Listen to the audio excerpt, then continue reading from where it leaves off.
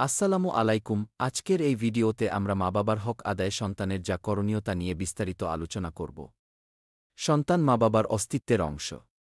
নিজের অস্তিত্বের অংশের প্রতি মা-বাবার স্নেহমমতা প্রাকৃতিক। সন্তানের জন্য তারা শত সহস্র দুঃখ কষ্ট সহ্য করতে প্রস্তুত। জন্মের পর থেকে সন্তানকে পরিণত করে তোলার পেছনে মা-বাবা যেই পরিমাণ কষ্ট স্বীকার করেন সন্তানের পক্ষে কোনোভাবেই এর প্রতিদান দেওয়া সম্ভব নয়। প্রতিদান দেওয়া সম্ভব না হলেও তাদের অনুগত থাকা, তাদের প্রতি কৃতজ্ঞ থাকা সন্তানের একান্ত কর্তব্য। তাদের সন্তুষ্টি একজন সন্তানের জান্নাত জাহান্নাম লাভের উপায়। সন্তান যদি মা-বাবার খেদমত করে তাদের সন্তুষ্ট করতে পারে এর বিনিময়ে তার জান্নাত লাভ হয়। বিপরীতে যদি তাদের নানাভাবে কষ্ট দেয় কিংবা তাদের অবাধ্য হয়, তাহলে এর ফলে জাহান্নামে যেতে হবে। এ ব্যাপারে হাদিসে বর্ণিত হয়েছে, আবু উমামা রাদিয়াল্লাহু আনহু সূত্রে বর্ণিত। এক লোক রাসূলুল্লাহ সাল্লাল্লাহু আলাইহি ওয়াসাল্লামকে জিজ্ঞাসা করল, সন্তানের উপর মা-বাবার কি হক?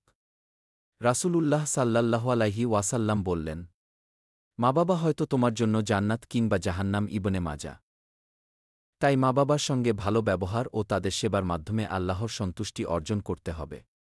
হজরত আবু হুরায়রা রাদিয়াল্লাহু আনহু সূত্র বর্ণিত। এক ব্যক্তি রাসূলুল্লাহ সাল্লাল্লাহু আলাইহি ওয়াসাল্লামের কাছে এসে জিজ্ঞাসা করল, মানুষের মধ্যে আমার সদ্ব্যবহার পাওয়ার সর্বাপেক্ষা হকদার কে? তিনি বললেন, তোমার মা। সে আবার জিজ্ঞাসা করল, অতঃপর কে? রাসূল সাল্লাল্লাহু আলাইহি ওয়াসাল্লাম বললেন, তোমার মা। এরপর তিনি জিজ্ঞাসা করলেন, অতঃপর কে? রাসূল সাল্লাল্লাহু আলাইহি ওয়াসাল্লাম বললেন, তোমার মা। তিনি আবার জিজ্ঞাসা করলেন, এরপর কে?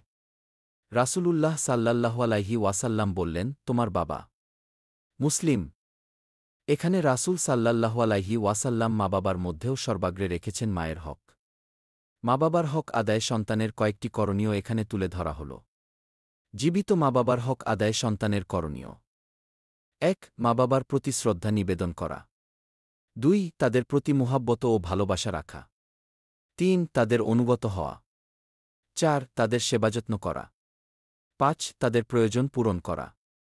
৬. তাদের আরামায়েশের প্রতি খেয়াল রাখা। ৭. সন্তানের কাছ থেকে মা-বাবা দূরে থাকলে মাঝে মাঝে তাদের সঙ্গে সাক্ষাৎ করতে যাওয়া।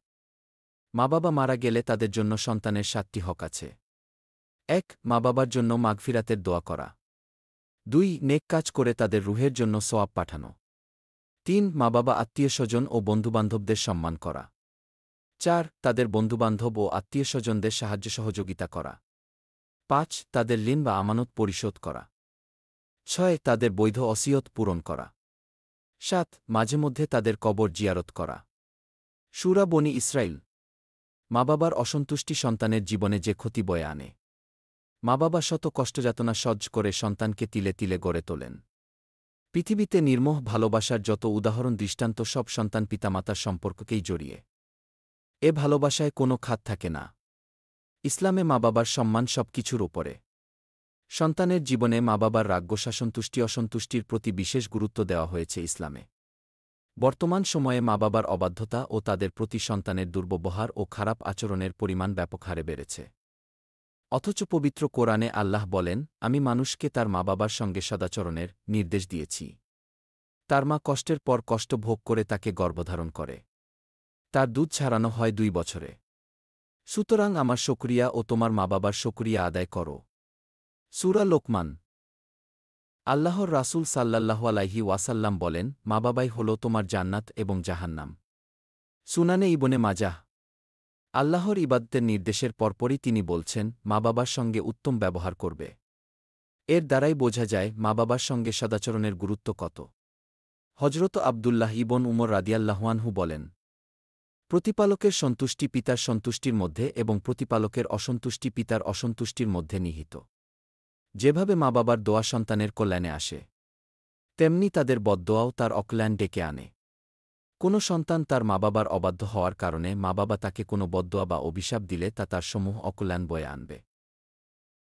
হজরত আনাস রাদিয়াল্লাহু আনহু থেকে বর্ণিত, রাসূল সাল্লাল্লাহু আলাইহি ওয়াসাল্লাম ইরশাদ করেন, ৩টি দোয়া কখনো নামঞ্জুর করা হয় না, মা-বাবার দোয়া সন্তানের জন্য, রোজাদারের দোয়া ও মুসাফিরের দোয়া। শাহিহুল জামি। পিতামাতা বিধর্মী হলেও তাদের সঙ্গে সদ্ব্যবহার বজায় রাখতে হবে।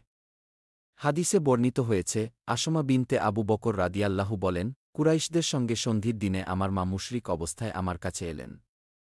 আমি রাসূল সাল্লাল্লাহু আলাইহি ওয়াসাল্লামকে জিজ্ঞাসা করলাম, আমি কি তার সঙ্গে সদ্ব্যবহার করব? রাসূল সাল্লাল্লাহু আলাইহি ওয়াসাল্লাম উত্তরে বললেন, হ্যাঁ, সদ্ব্যবহার কর। বুখারী। ধন্যবাদ ভিডিওটি দেখার জন্য। যদি ভিডিও দেখে একটু হলেও ভালো লেগে থাকে এবং আপনার উপকারে আসে তাহলেই আমাদের ভিডিও বানানো সার্থক। ভিডিও ভালো লাগলে লাইক, কমেন্ট, শেয়ার এবং চ্যানেলটি সাবস্ক্রাইব করে আমাদের পাশে থাকবেন।